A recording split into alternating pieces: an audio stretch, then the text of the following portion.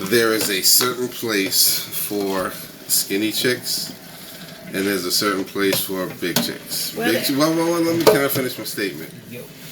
Big chicks are coming up. They're killing it. Oh, Rizzo, what did you do? Jill Scott. There's a bunch. Missy. She said, real quick, I'm going to hold this torch for you. But I'm telling you, I'm moving, so I'm going to be slim the next time you see me. Next thing you know, Missy is just, you know what I'm saying? And she did exactly what, what's her name? Rebel Wilson? No. I haven't seen her, though. Wait, what's her? From Beyonce and Effie. What's her name? Oh, Jennifer Hudson. Jennifer Hudson. Like, she was part of the big chicks, too. And she slimmed down and it's like, well, who do you see in your head? Do you see big Jennifer or do you see small Jennifer? So, my point for even bringing this up is that big chicks are coming up from the stories that I just mentioned. Mm-hmm. But you have the fight of your lives. So you have the wins, you have the strength of minorities, you have the strength of the LGBT. I'll be honest, big chicks have the strength of the LGBT.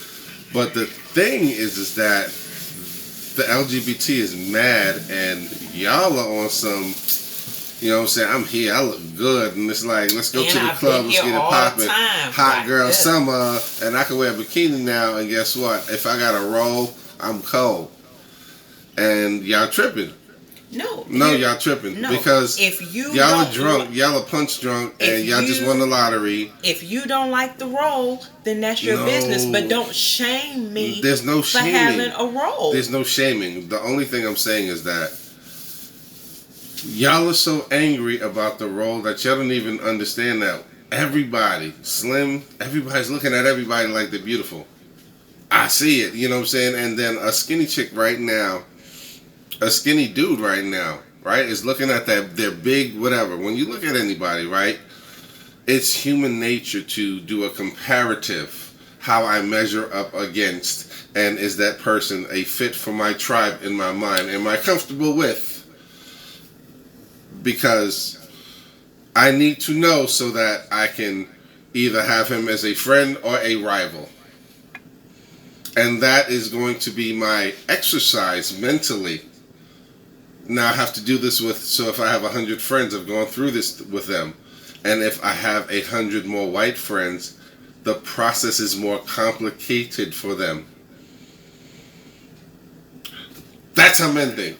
Go on. All right, so you can have it. All right. What I was going to say is, I think in the world that we live in now, though, is that people, because you say we all judge and we're all looking, is that people they feel a little more free to say maybe what they've been thinking all the time. Because I have people who say this.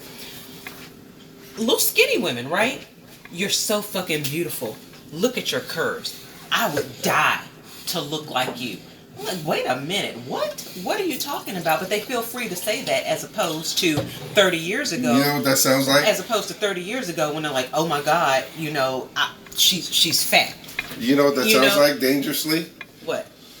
When, and I say this respectfully, but when white women, especially old, and you can tell that they're from that generation, the 50s, you know what I'm saying, that mentality, like those people, but they're nice, you know what I'm saying, but they're like, they make apple pie every day, so, but when those ladies walk up to a black woman and touches her fucking crown, I'm like, oh, your hair is so, bitch, did you touch me? I'm not going to say that, David, because I get it from all different girls. I get it from young women, middle-aged women, well, I guess I am middle-aged these days, and older women. I get from all of them that tell me, yo, be confident. Like, No, I understand that. I know who I'm talking to. I know you're confident. I don't want you to miss my point. That, so they spent the vast majority of their lives thinking that they should... In the context of what I'm talking about, I just want to make sure you're talking people who are women specifically, who are quote unquote regular size or small women. All right. Who felt like they should have been body shaming someone who was larger, but they feel more comfortable now because we're a more accepting society. But no, I don't think that you're accepting society. Of speaking their truth and saying, listen, I always wanted to be larger. I hated the fact that I was skinny. I wish that I had curves, and it makes me feel good. It makes me not hate myself the way that I have hated myself for 40 plus years. Know that you're beautiful, right? So what's really crazy is, so the other day I bought a 2-piece bathing suit. And so when I was at my smallest pre-pandemic, I had a couple of 2-pieces, and I would be completely covered up even when I went to the pool. I know skinny people that cover up. And now, I bought a 2-piece the other day, put that thing on, looked in the mirror, and was like, I wish somebody would say something to me when I go to the pool. But guess what? You know what else is happening? I'm about to run this fucking pool. You know the exact thing that you're talking about. Yeah. You walk on a boardwalk, so ride with me. We're leaving Nassau County, and we're going to Atlantic Beach, right? Which I talked to somebody who was going there this weekend. I'm sorry, not Atlantic, Long Beach. That's my favorite place. That's church. But it's connected to Atlantic, so it's a weird thing with the Rockaways and Long Island and Long Beach and the other sounds. You get to the beach. You made me forget my point. It was so beautiful. Well, I'm gonna tell you, without having any tummy tucks or thigh lifts, a few years ago, pre-pandemic, I went to South Beach. Okay. With a 2-piece on. Okay. And felt no shame. Listen. Shame. Okay, so here's the $1 million question. And so I'm talking to you and you're talking to me, right? And you're doing a lot of posturing that is aimed at the forces that be, but I'm trying to communicate with you. Take it. All right. You're spreading this energy, but you're not listening. Like, there are more people than you think that are looking at you in a favorable way than you think, right? And this is, when you were a child, just think about it like this. There were more people thinking about you in a favorable way than your self-esteem would allow you to believe, right? Absolutely. Now that you're a grown-up, you have that more, but they have the internet. They have millions of images that you process every day, and you get to look at apple pie, Big Macs, bathing suits, luggage, Kanye shoes, Jordans, Kobe's memorial, like just any random image, right? In a day. We don't have to have an imagination. Like, our imagination has been stolen since the internet was created. Like, we don't have to have an imagination anymore because it's manufactured. And that's why people that are real poets and that are speaking from the frame of their imagination sound magical. When you catch that flow, you catch that flow. All right, so let me not go too far down this road. You go on this beach, and the sun hits your silhouette, your big, beautiful body that's unmistakable, and all we can see in the frame is your silhouette. That's what I meant when I said that your comparison to a TV is a 70-inch screen. Because at the end of the day, if you're bony, if you're so skinny that I can see your spleen, but you got an ass and some titties and a pretty face, you get a baby in you, or you just grow the fuck up and you're not a teen, that's what you're going to look at. All hail to the motherfucking queen. And that's voluptuous women, big boned women. That's a natural shape. And the most beautiful part about the natural shape is that there's flaws now. What makes the picture beautiful is not that it's perfect. It's that it's flawed. Relax. Like you've been saying, if you got a 2-piece, rock that shit. Who's going to tell you that you're wrong? And you ever notice that it doesn't matter if you're skinny or because you were small at one point and you're in these circles or whatever, you're going to be self-conscious about something. Okay, so if you're skinny, then it's somebody's hair. It's never ending. That's the thing. Like, it's really crazy. So I've been all the sizes. Right. And there was your everyone. haterism at every size. Discrimination at every size. And I'm like, it's crazy. And I feel like I lost more friends and when I was smaller. You know, I don't think you lost friends because you were smaller, but I think that you're in such trauma because of your size that a lot of things derive from your size, and you blame them. There's character flaws that we all have, and they're multiple. So because I've been all the sizes, Right. I recognize when people treated me different. For example, so I've talked about how my son played competitive basketball. Yes. And so there was one of the coaches I'll never forget. When I was at my largest, he used to come to practice and would barely acknowledge me, right? Hey, what's up? How you doing? Weren't you married at the time? We were separated. Well, that's kind of fast, bro. It kind of, all of that. That's kind of whack. All of that kind of happened really, really fast. Yeah, well. So I'll never forget, as I started to decrease in size, we were at a basketball tournament. Homeboy came and sat beside me. He was like, "Oh, you looking real jazzy today? You got a hot date after yours?" I was like, conversation just in my face. Mm. And that happened all the time. It was like I went from being invisible to being a person. And I was like, people are so fucking shallow. Yeah. And so you had I have had the opportunity to see people for who they truly are simply based on what size I was. Isn't that crazy? No. It's not. Just people life be out here lifing, don't it? Listen, it is what it is. Once you understand that's life, right? So your spiritual beliefs, religion, whatever, it is what it is. Everybody's going to be right about something and everybody's going to be wrong about something. Purple might actually be orange and slim might actually be fat. You know what I mean? And so it's an argument that's unwinnable. It's like if Jesus was white or so black. So at the end of the day, just do whatever the fuck it is you're doing. Are you breathing? Can you, to get to my apartment, how many floors did you have to walk up? 2. And then you had to drive in an automobile, something that propelled on the most explosive shit that you can ever find in the world. But you got to put this shit in a fucking vehicle and go at 70 miles per hour to get to this destination, and you got to measure the gas and everything else. And you are confident that you're going to get there with all of that heat and energy. And the light and in the stuff sky going, just went out. The light in the sky just went out. With no, yeah. And we're going to talk. Just believe it, I'm going to make it there and this bitch ain't going to blow up on me. And we're going to talk to the world. And this is what we do every Thursday. You know what I'm saying? Like, we sit down and we chop it up at the Chop Shop. Hey yo, this is D Wells. Just your boy D Wells in the building. I'm with you. I'm here right now with the one and only, the legendary, the voluptuous, the chocolate goddess. Sick. Say, hey, we switching it up a little bit. We switching up the sound. We're switching up the demographics, but we're talking to you still live and direct. And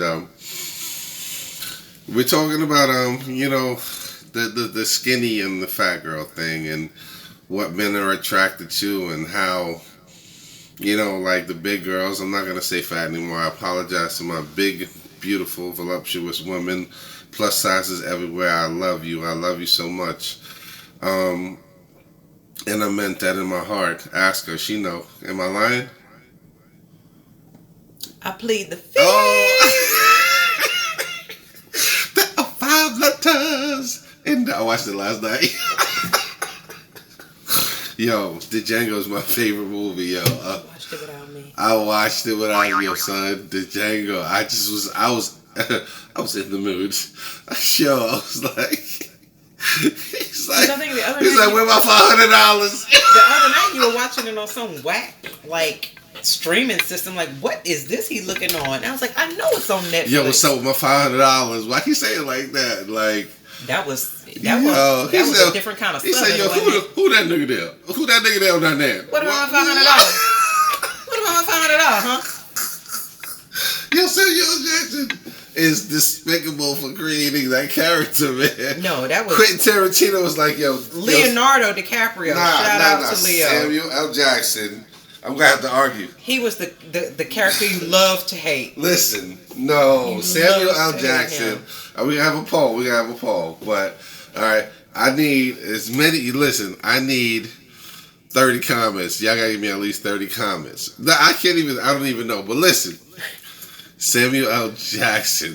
He saw the Django coming up on a horse, and it was like, yo, he squinted his eyes, and it was like, woo, woo, woo. I was like, yo, Who is this nigga on this nag?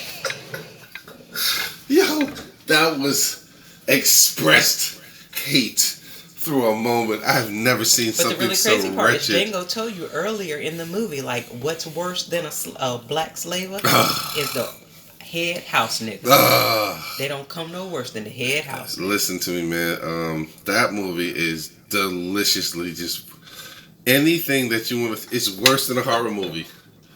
That is our horribility, our horrid at its splendor. And What's same really thing crazy? with what's that? When that movie came out, Oh, I took my oldest guy's son. a I took my genius. oldest son to see it because I needed him to see the horrors of slavery. And then he came back and told his sister, and I took her to see it so that she could see the horrors of slavery, and it was traumatizing to them. The way that then The Exorcist was traumatized to bring me. home one night or stream in your living room one day. I'm gonna be like, yo, I want y'all to watch this movie with me. I just want y'all to watch this movie because I want to see your reaction. Y'all gotta watch it to the end. Here go $10. Here go $10. You gotta stay. I'll sponsor. I'll give you the $10, right? And put on the Hateful Eight. Oh, that's my shit. That's my shit. Yo, remember when Samuel L. Jackson was like, "I put my warm dick in his, I put my long dick in his warm mouth," and Homeboy, I yo, got butterball naked in the snow. how do you think of something that rancid? That I would love hit to you? sit down and have a conversation with Quentin. Like, where does And his choice mind of go? music, like what kind of mushrooms? It's not. It can't be acid. I don't know. They don't. All acid is makes you concentrate- wacky. You see spiders, all right? acid is concentrated mushrooms. I don't. Well, then there you go, Dexter. Laboratory. I don't know. I right? know the drug people. That's what But hey, it's a family show. Slow that down. But don't try to put on that Cinderella. I mean, nothing. I know nothing. But yeah, she played the physics. I just know people. This is not from personal experience. So the reason why you have such anger and think that you're in a presumptuously non-present big girls plus sizes, you think you're second best, or you feel like you're being ostracized, or you're on an island, or you just feel fat so you don't feel friendly. You have to teach us, the world, that you belong. You have to say, hey, what is the 1 shape? What is an 8 shape? What is a 7 shape? Okay, you know what? Let's just say checkers. This is chess, motherfuckers. And you're saying exactly. How do you the shape of a G? That's such an intelligent letter. It's tricky, isn't it? The shape of a G. You know that little thing with the curve? And you got to come around, because if you don't come all the way around, All the beautiful letters then have you're curves. in N. All the beautiful letters have curves. Okay, S has so many iterations, doesn't it? Yeah, wow. I never, but my point is that if you're thinking and speaking that way, and you're putting your energies towards manifesting your projection to the world, you're fitting your cog inside of this big structure, right? You have to know it. Like, you have to make people that make you feel obsolete or outside of it, you have to make them the dinosaur. Because there's no me without you, bruh. It's Exactly. positive and negative, binary. To go back to what I was telling you, the epiphany I had earlier today as I was driving in my car, is like, I'm sick of conformity. This I'm is sick something, of conformity. yes. I don't want to conform anymore. I don't want another man, talking to me, telling me that I need to be a Build-A-Bitch. Well, I would deal with you if you lost 40 pounds, or I would deal with you if you toned up, or I would deal with you if you were this or you were that. fuck you. And Who the hell do you think you are? For you, the one man that feels that way, I could call up 10 today who would be like, where we going? That's Where so you awesome. where you want to go? What plane you want to get on? What we doing? What you want to eat? That's the coolest shit Where I've you ever want to heard in go my shopping? life. Yeah. Do you want to go to Vegas and get married today? You Is that what you hungry? want to do? You know what I'm saying? You know what I'm saying? So Can I rub your I feet? just decided Right. that I'm not gonna Conform. conform and change who I am because of that. If I make any changes, I'm gonna make changes specifically for me because I want to look a certain way. And even at that, I will never get to the point that I'm skinny because that's never ever what I wanted to be. Yeah, right. But here, stop just for 1 second, please. I promise you're gonna like where I'm taking you. Okay. Uh-huh. I'm nobody's Marital Limbo, the title of the show. Let's go. Take the same concept, Marital Limbo and Associated. Okay. This is the show tonight, right? That is the show. Okay, so then let's go. Let's go. You drive. We're gonna do it here. We have this. That's been the show. Remember the intros? Okay. So you and I both are divorcees. Yeah. And I feel as though being divorced, period, leaves you in void marital limbo. Yeah, there's a void space. There's something missing. There's something missing because when you endeavor into a marriage, it's not natural. You decide, okay, I'm going to commit my everything to this person. I'm going to change my whole world for this person. And then when it ends... Do not do a divorce, guys. It's the wrongest thing. It's unnatural. Avoid it at all costs. And the very first thing it feels like is failure. It feels like purgatory. Yeah, and it feels like that forever. And anyone who says that it doesn't, I think maybe it hides itself though. It hides in new love. It weaves into the fabric, and it can be a, you know how like you look at a plaid shirt or a plaid sweater or a fleece. Mm-hmm. A plain fleece is beautiful, right? Like a little shawl. Mm-hmm. But a plaid one, something's pleasant about it, right? What if that past life wove into the new love, like one of the stripes? And that's typically what happens. Okay. Yeah, because I think you bring in, if you've been married, you know what to do, what not to do. You know what to look for, what not to look for. So you pick out the things that you like in that new love. Yeah. And weave it all together. But it's not enough. Sometimes it is. But sometimes it's not. A beautiful sweater, the best sweaters in the world are imperfect, and imperfect is a version of not enough. There you go. It's not like it's not whole, but it's so it contours to me. Mm-hmm. The smell is it's effervescent. Mm-hmm. You know. Right. Linus.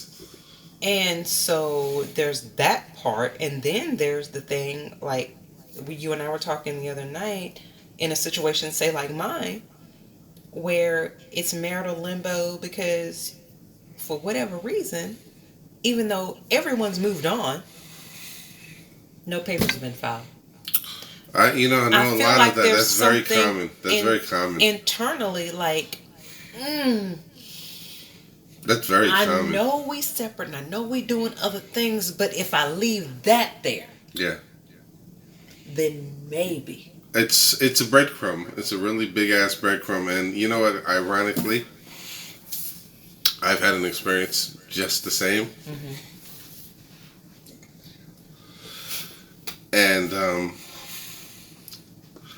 it's just weird because in the promises that were made, there were certain implications that were like, listen, this is what we're both going to do. It's a team. Yeah.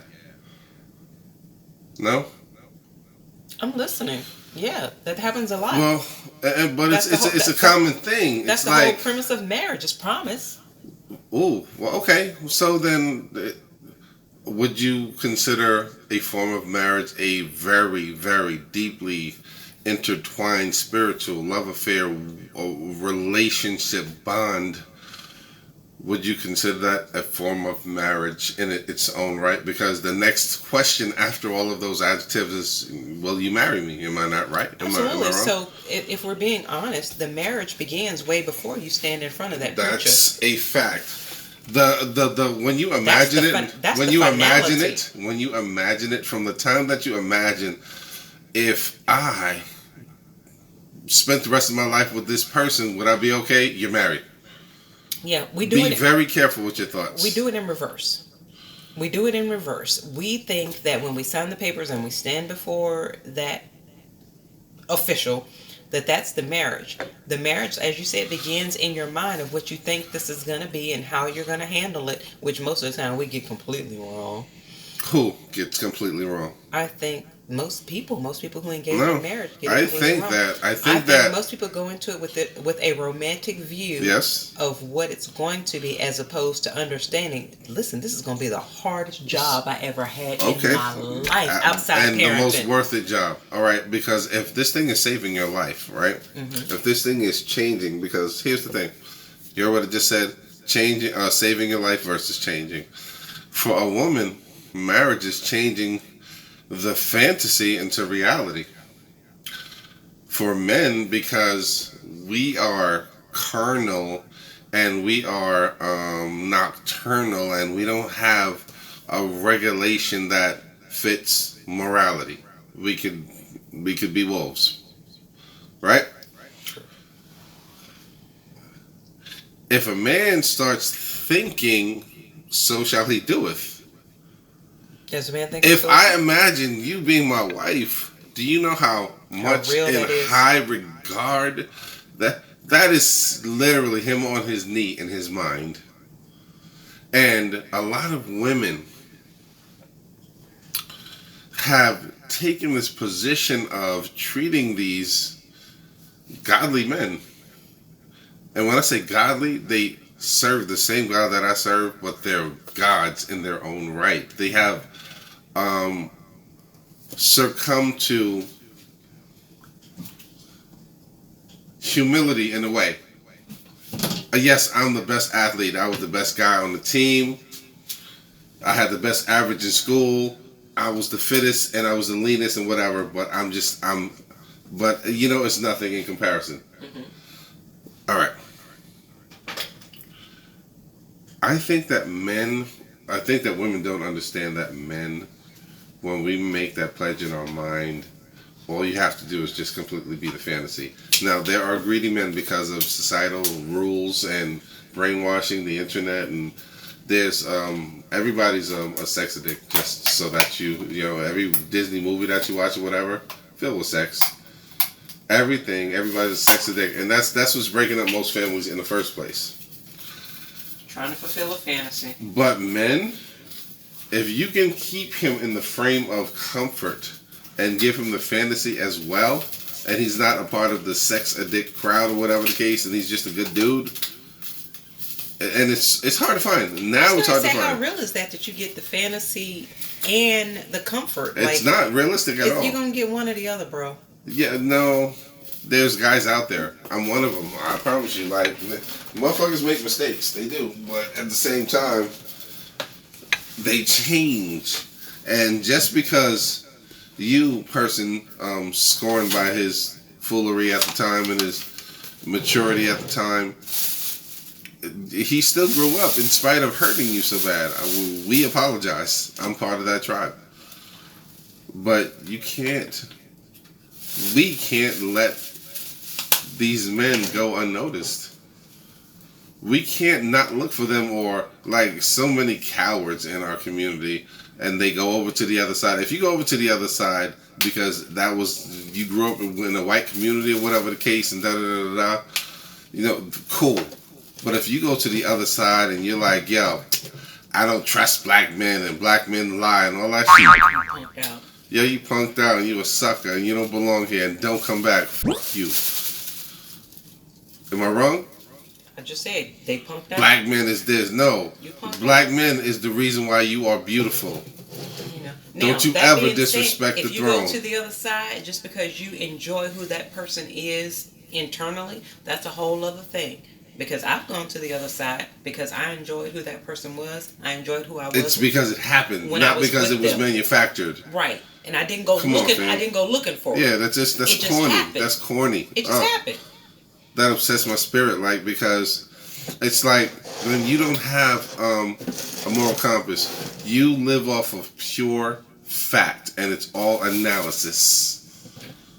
You know what I'm saying? Because if you are all analysis, then you don't have the time to think about the heart and the core and the energy. Energy, nigga. What are you talking about? Like, what, the energy Con Edison? You know what I mean? Like, Duke Energy? Like, are you crazy? The only energy I care about is this check or whatever. So now all of this, the dopest relationships, right? Right. They stay together because they have faith in each other. They have faith in each other. No matter what, it's gonna work. They both say every day, it's gonna work. I'm gonna wake up and do whatever I need to do to make to work on this today because it's gonna work. The energy I might need today may be different from the energy that I need tomorrow. And I feel tired, but you know what? Somehow I'm gonna commit to you to put forth the energy needed for today. Because it's gonna work. That part. So y'all need to understand. People don't do that. What most people do is they wake up and be like, "Your mama got cancer." I'm not fucking with that. Lord, I don't have the energy. You gonna be at radiation every other day. That's taking you away from home. She gotta come live in the house. Somebody gotta do the da. I wouldn't have approached it that way, but yes, I don't have the energy for it today. Not today, and for cancer. And that part. Yes, I got you. Your son is in jail. You gotta go visit him These at the stories penitentiary. of such. Is there anything that we have with wealth? Well, here's the thing, because I'm speaking to you where people really live, people really live in these situations, and this is why I say. But there's a lot of in a marriage, you have to. That person has to be your. Let me ask you a question. You know what? I'm standing with you. You gonna feel me? You gonna feel me on this? You gonna interrupt me? You gonna let me talk? I mean. Okay. I'm gonna let you talk, of course. Thank you. So, those are the things, like, especially in our age group, like. These are the things that happen. You got kids that's crazy. You got parents that's sick. You got financial situations. And so you need every day, okay, I'm going to give you the energy that I have today so that we can make it through today. But I'm still riding with you. But sometimes what most people do, they wake up and they got that thing staring them right in their face and like, nope, I'm out. Yes. Not going to do it. Okay. Not going to do it. And that's why I said all those scenarios. So that's rudimentary. So you're not going deep with it. So let me ask you this question. What up? So because you took it back. You was talking a different way, but you stepped back like at least 3 miles. So I ain't going to go in, but I want to. But here we go. Ready? Peacock, the TV show.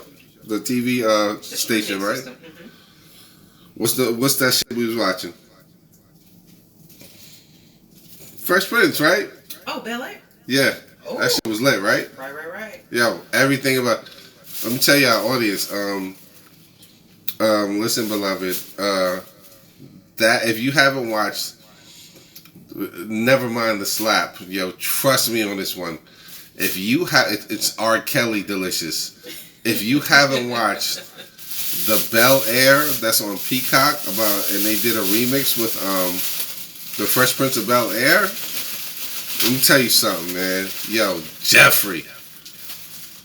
This nigga, Jeffrey. Oh.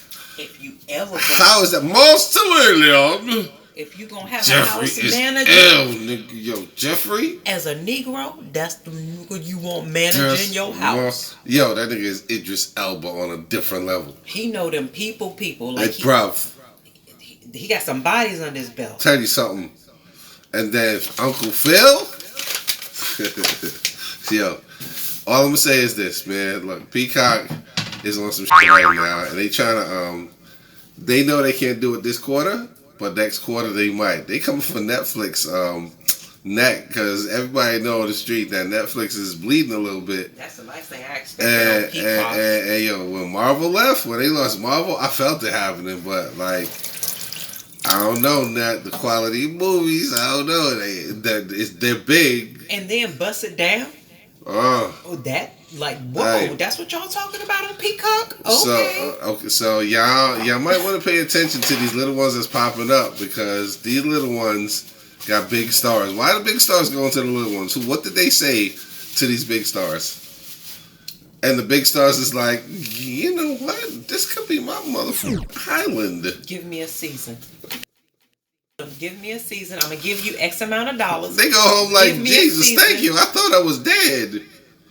And if we get X amount of views, I've set your career up. Listen, you get a second career. That little boy from Bel Air, I ain't seen him on nothing before this. I'm sure he might have been on something, but I ain't seen him.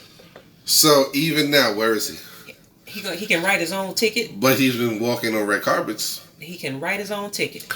So he sought after. What I want to throw something at you was what I wanted to throw at you was what's that? So you was talking all of that stuff about like them and us and whatever, and it was kind of like celebrating, or not even celebrating, but magnifying. I don't know, but you have an opinion about like they did this to us, so I don't have to like warm up to them. Does that make sense? Them who? Who is they? Ops. So people that didn't look at you as beautiful, people that was whatever. I don't know. You're opposition. So this is the way I feel about it now as an adult. Right. Is we all were in the same trap.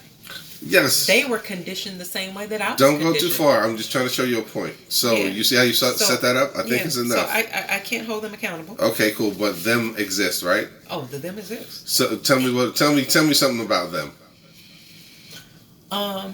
The them were conditioned. Let me pick any random them. So let's just say the light-skinned, light-eyed. The light-skinned, light-eyed them who was the cheerleader or the basketball captain, okay? Those them. They were conditioned to believe that they were elite, which was passed down from generations. Everybody has the people that think they're elite. Drug dealers have the Drug Dealer Academy. It's the dopest drug dealer. No? I'm just agreeing with you. That's all. They were conditioned the same way that I was conditioned, passed down from slavery, that they were better, that I was less than. They didn't realize that it was wrong. They were just operating in what was taught to them by their parents. The same way that I was operating in what I was conditioned in the world that I lived in. You know, I grew up in a world where I never forget, I had a great uncle, God bless his soul. And I was walking up the sidewalk to my aunt Maxine's house, and my uncle was sitting on the porch, and he was like, "Hey Nancy, hey Nita Joe, oh she sure is pretty to be black." Jesus. You know what I'm saying? What? Wow. And they were white? No, these are my black chocolate uncles. Okay, all right. And I had. Isn't that still a lot though? Like, well, why can't you just be pretty? Right, that part. And then his brother, his light-skinned brother, I had gone to spend the summer with their chocolate sister, my great aunt. I go deep in pain. And Jesus. She came, and we had come back. I had gone to visit them in Michigan, and I came back, and she was talking about how pretty I was, and that sounds like the setup for something bigger. The light-skinned great uncle was notorious. Like, "Well, beauty is in the eye of the beholder." See, and that's the kind of shit you be seeing on The Color Purple, B. Like, what are you talking about? When I tell you, and you're always like, "Well, why?" Because nobody ever just blatantly was like, when I was a little thing, nobody ever was blatantly like, "You're beautiful." It wasn't until, so this is very important in the story. Okay. It wasn't until I was about 15 years old. And we were at a banquet. So, you know, I don't know how it was up north, but down south we had, in the Baptist church, we had conventions. And we had banquets and stuff. We would all get together. And so there was this lady I used to see all the time. Beautiful, very, very fair lady with this beautiful silver hair. And I always thought she was amazingly gorgeous. All right. Didn't know her from a can of paint. But I would just see her at all the events. And so we had a banquet, and we were cleaning up afterwards, and she heard the guy that I was dating at the time, his little sister was telling me, "Yeah, my brother invited you to the prom, but I ain't never thought you was pretty, and I hope that he break up with you," and da-da-da-da-da. This lady that I don't know from a can of paint came up to me. She grabbed me right here, and she looked at me, and she said, "You are beautiful." Gee, whoa! And to hear it from that lady, That sounds like from you. You doing that? You want me to let you know who just spoke to me in my face? who's that? The audience, just so that you know, she walked up to me and grabbed me by my face, and I have a full beard, and she held my face firmly and looked at my face like there was a funnel, and then her face turned into Cicely Tyson. That's the way that lady looked at me. That's what I thought that I heard. You communicated that so well.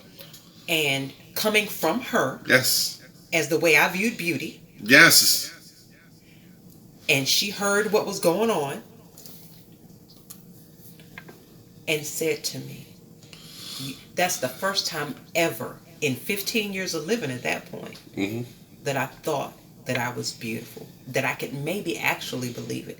It wasn't until I was about 30. This is your story. This is me. Why haven't do you This write is the at story all? of Do you Danita write Jo. at all? I used to. You know, you should probably. I didn't write stories. I used to do a lot of poetry. One question at a time. Okay. All right, cool. So you said you used to. Cool. What I was trying to respond is saying you should probably start writing your life down. I think that the whole your gift will make a way for you. I think that you have a very interesting life. And I think it would behoove you to talk to people and let them know who you really are, who you were this whole time, because that's what I'm doing. I think it's a good idea, and you know what? There's a lot of people that have these. We celebrate it, right? We celebrate the advertisers know the unsung story, the person that's the hero, the real. And you know what? But you can't say that it's you, but it's been you the whole time. Well, why not? I'm right here. I'm hiding in your face. Hold on. I'm hiding in plain sight, and it's because of corporations. I'm right here. I'm trying to tell you, like, mental health issues. I've been fighting with this shit for the longest and fronting so that I could be the neighborhood watch leader. I'm crazy. I'm angry. My mother hates me. You know what I mean? Like, so all of that incorporated in growing up with an alcoholic father that died when I was 11, poverty, and nobody told me I was beautiful. It was hard, D. I get it. And you know what? Anybody that's in a position, we get it, don't we? Yes? Absolutely. Absolutely. Because at the end of the day, you know, if a tree falls in the forest and no one is there, doesn't make a sound. Somebody has to hear it. But that's one of these. It's like I'm not gonna say it's a meme. It's more than that. It's been around for a long time. No, it's a saying. I don't know if it's somebody's. I don't know if I'm plagiarizing, but the bottom line is that think about it. In the forest, you ever been in the forest? You ever been in the woods? Yeah. The high ones, like it's like the trees go up to God type stuff. Like it's really high, right? Yeah. And when it's like completely quiet and the birds aren't even chirping, there's this deafening silence.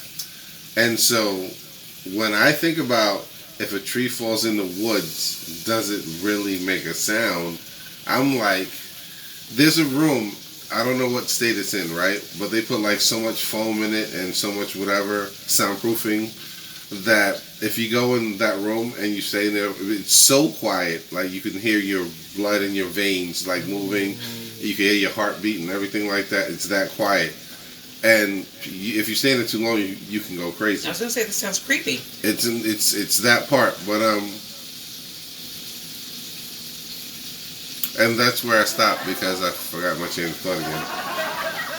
I'm looking at this chicken that we're frying right now, and I'm really hungry. So here at the Chop Shop, this preconditioned plus size black woman is here frying this chicken. No, first of all, I went and got the chicken, I cleaned the chicken, I cut it. But bringing it home regarding the whole marital trauma. So, in my opinion, we went down to the skinny girl and the fat girl because I believe that bigger women, plus size women, have a phobia of being the one that gets married and having the Cinderella wedding and everything, and they think that they're slowing down their lives and settling and doing all of this, that, and the third. Subconsciously, maybe, but I think that the urgency is there. The pain is obvious because you can just look and just see despair sometimes, and I'm so glad that the times are changing to where it's more acceptable.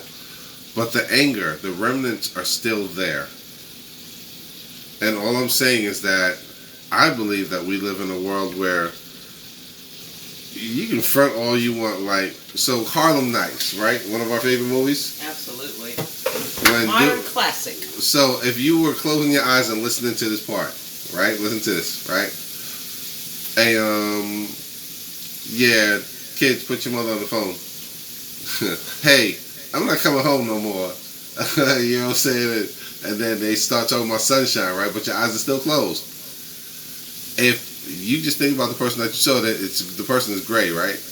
They don't have a color. They don't have a size. It could be anything. It could be Jabba the Hutt. It's whatever your desire is right within you. Right. Imagination is a powerful tool. Hollywood is the one that told us, oh, she's a light-skinned, tiny woman. Remember what I said. Right. The internet is thinking for us. We are programmed to have billions of images at one freaking second. And the mind is already designed to do that. I'm sorry, go ahead. Oh, no. A shout-out to stereotypes being completely broken. Gabourey Sidibe just got married. That? Precious. Oh, wow. Just Congrats. got married to the most handsome, thin, white man that you ever want to see. So stereotypes broken. You love who the fuck you love. Listen, you love what you love, and don't let nobody tell you that you have to fit into a mold.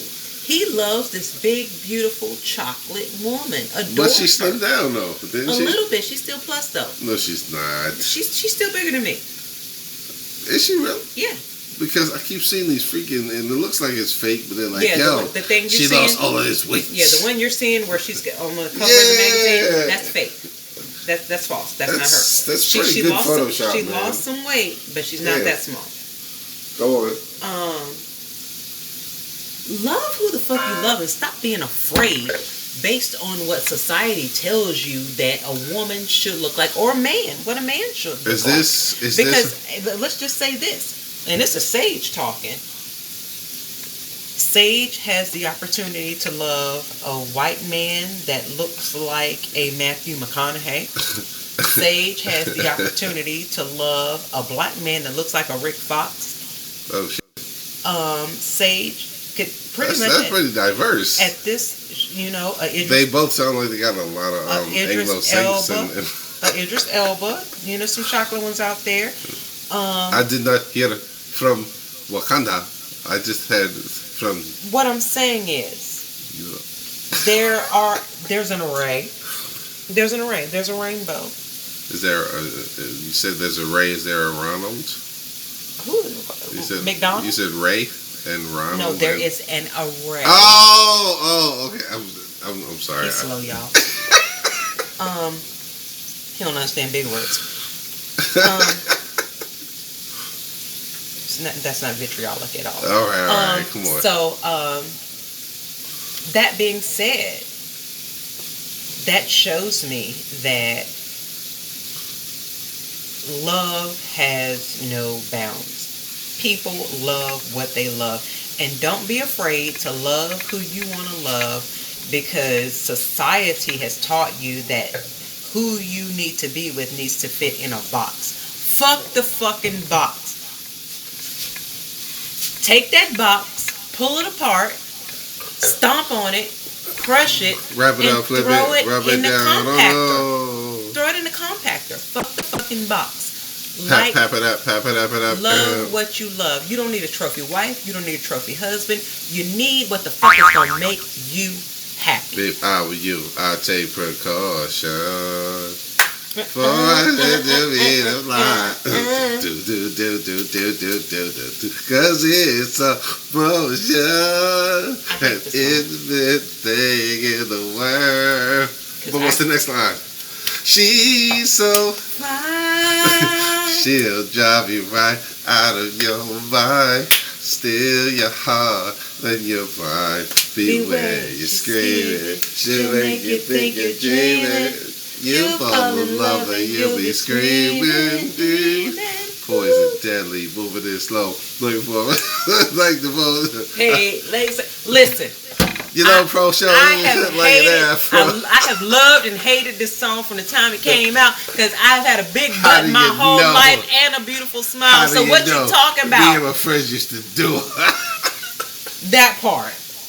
Listen, Satan had a big butt and a beautiful smile her whole life. So that's the whole thing. Had me shook up. You can't trust a big butt and a smile. Never mind everything I said. Read between the lines. That's what D. Will said.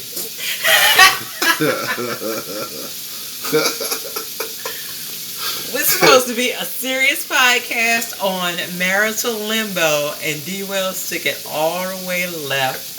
That was great, but that's what we do on the Chop Chop Shop. Is we have a good time. We're gonna make you feel the love at every single moment. Can I tell you something? I tell you something? Watch this. Me and my friend D, we're literally just friends. Love her. I just love her, right? And we actually companionize, right? Like we move good, right? So it's like 1:30 in the morning, and we cooking fried chicken, working on our business, and looking for like real love, not believing in, wanting to be a part of, and even just. So if we can have this drive, this hope, right? Like we're gonna be the ones that are able to probably figure out one of these money getting schemes that they send on YouTube all day, right? One of these things are gonna work. And one of us are going to be able to say, not like the other one. Right. And one of us are going to be able to say, you know what? I used to work at 9 to 5, and now I'm making $30,000 a month. Yeah. And I really do love this nigga. Like when I find my forever person and I get married, this is going to be my man of honor right here. That's the homie right there. So, what y'all know about me? So, ladies, he's safe, just in case you were wondering. Oh, Jesus Christ.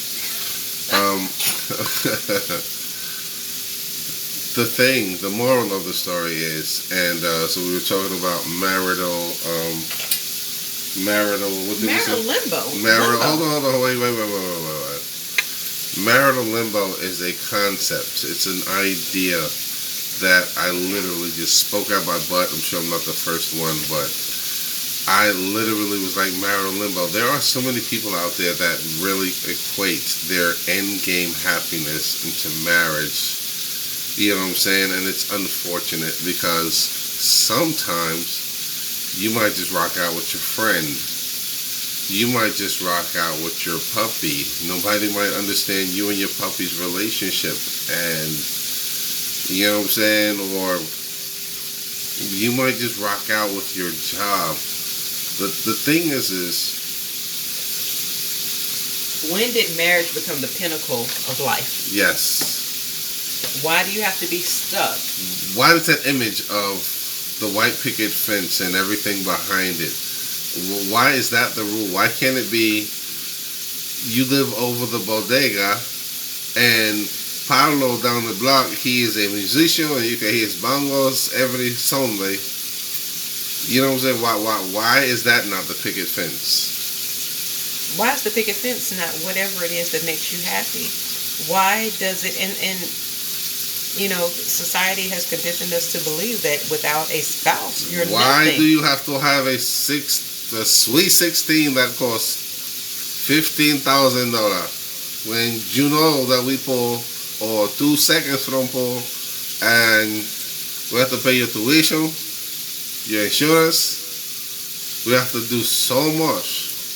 And you want, okay, so I find you a car and you said, no, daddy, I want a Tesla. I punch you in your fucking.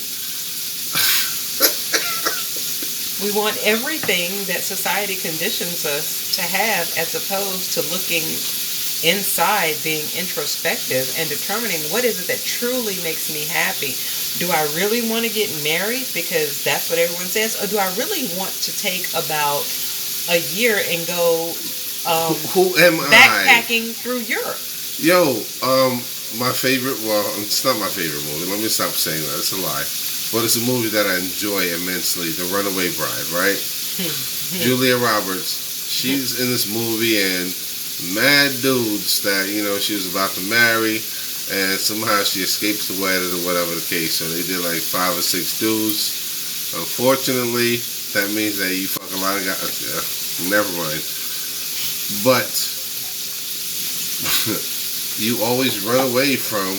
If we're getting ready to get married, hey, we did the Shibloinkin one time at least, and but you run to the aisle. What's the moral of what I'm trying to say? In this movie, she had dealt with so many guys, so many relationships, so many people demanding, pushing and pulling her back and forth. Oh my God, what do you want from me? She didn't even know what kind of eggs that she wants. And here's my thing. Wait, and I'll bring it to a close. And so sometimes when I'm talking to these chicks, I'm like, hey, slow it down. Eggs Benedict. Stupid. You stupid. You stupid man. Hey. You stupid man. Mamacita. You stupid man. But my point is this here. So for someone like me per se, who I understand that I have to have a significant other. It's very important to me. We have to have goals. But is it necessary? And is it imperative? Is it imperative that I have to? Is it imperative and do you have to settle? That part. Do I have to settle? But if I find the person, is it imperative that I have to marry them? A lot of women are on that. Do you know how many people? A lot of women are on that. We are. That's my guy. That's my gentleman. Gentleman Cola. And we live and work together famously for years. What is there that says I have to have a ring? I have to have things that say I can go to a lawyer and say, this is who I want to leave my stuff to. Why are there so many people that are invested into the illusion of marriage?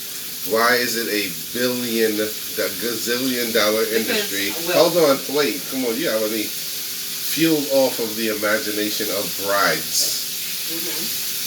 The marriage industry would not exist if all of these women did not want to be Cinderella at some point. Are you kidding me? You got to be out your goddamn. You know what I'm saying? Like, and why do you need to be Cinderella? Because Walt Disney told you? They're selling fantasy and not real marriage, not real compatibility. What's going on? And then 6 months, a year, 5 years down the road, the fantasy is gone. You have the wedding, and now you got to live with this. And he ain't Prince Charming no more. God tells he turned us, into a fucking beast. God says a man who finds a wife finds a good thing, right? So there's a level of implied information that comes with that. If God is telling you that you found a good thing as from a wife and as a man, right? He's telling you that your life is going to be blessed. He's telling you that, yes, whatever you think about these hoes, but there's nothing you're going to find better than a wife. It's coming from God. You wear a cross on your neck every day. You got tattoos of crosses all over your body, bruh. So you don't trust me and you're taking my shit? That's what God is saying. God is saying, yo, you don't trust me, but you plagiarized me, my nigga? For real? And you can operate in wifery or husbandry and live in a committed life. Without having to stand in front of 100 people that you had to pay for their meal and pay the DJ and pay the caterers. But you committed to that man. He committed to you. I ain't fucking with nobody else. You're not fucking with nobody else. This is us. Now this watch is this. us right watch here. This. What she's saying is so powerful. Look at what happened. If a man and a woman decides that they're going to live with each other and they live with each other for like 7 years, the law says that. You know what? Y'all ain't want to tell us. We coming in this. Y'all common law. Y'all married. You know what? She get your taxes, and we recognizing y'all as husband and wife. Commitment is y'all ain't playing that commitment. shit with us. That's what the law If you says. did that for 7 years, you committed and you owed something. Common law. Taxes, baby. You're Coming owed to get something. And so, well, not only the taxes, but I feel like if you have lived that long with somebody, there's a level of commitment where you're owed something. Why would you be there that should long? something happen to your significant other, you know what? You're entitled to whatever you guys have developed together. If you let that happen for that long and you've lived with that person and y'all didn't love each other and it's dead, you're dead inside. Right. You're literally a corpse with tits. Like, are you But kidding? what's really crazy to me is I know some people who have lived together in that way without ever having to stand in front of a preacher, and they're happier than the people that I know who have been together with quote unquote Love a is marriage. love. And if you love somebody, it You will love show. them. If you don't, then it won't. These rhymes were not designed by me.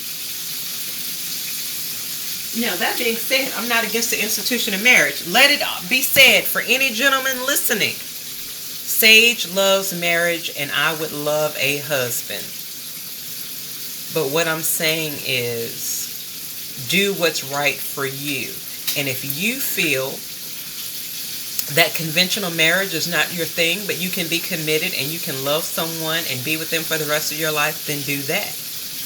If you feel that you need to be married and love someone and that's the only way you can do it is to put it on paper, then do that.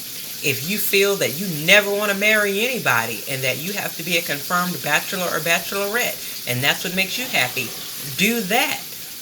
At the end of the day, what we preach here on the Chop Chop Shop is be happy. Live your best life. Do what is the best version of you. Don't be in marital limbo trying to figure out should I not? Should I leave? Should I stay? Should I sign the paper? Should I not? Should I go back? No. That if you're doing all of that, the answer is no. A resounding no. It's too many questions. Real love feels comfortable. It feels safe. It's a happy place. Not saying that issues won't happen, but the way to resolve them comes naturally. Okay, family? That's all Sage has to say. I love you guys with everything that's in me, and all of this is based out of reflection and experience. If you vibe with it, come on and vibe with it and let me know. If you have any comments and you have any opposition, let's talk about that. D. Wells, what you got for the people? I am glad. Thank you for a riveting discussion, Sage. This was awesome.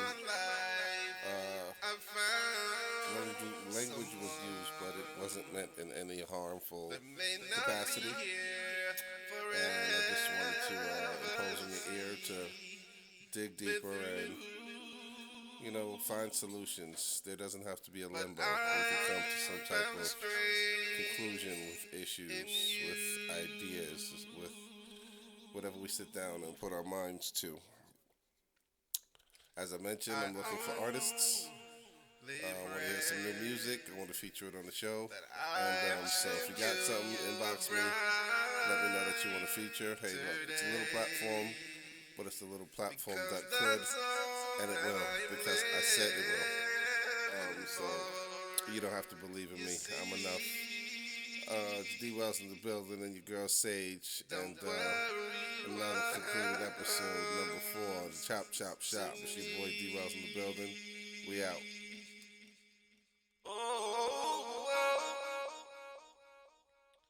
Well, in my mind,